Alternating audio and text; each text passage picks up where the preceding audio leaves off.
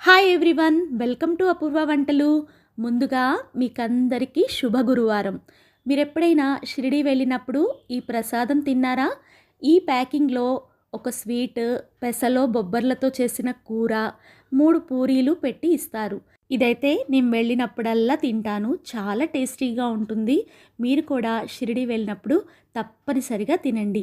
ఇది ఎక్కడ దొరుకుతుందంటే, దర్శనం చేసుకొని బయటకు వచ్చే దారిలో, అది కూడా ప్రొద్దున పూట అమ్ముతారు. వీటి ధర ప్యాకెట్ వచ్చి రూ. 5 మాత్రమే. మీరు షిరిడి వెళ్ళినప్పుడు తప్పనిసరిగా టేస్ట్ చేయండి, చాలా బాగుంటుంది.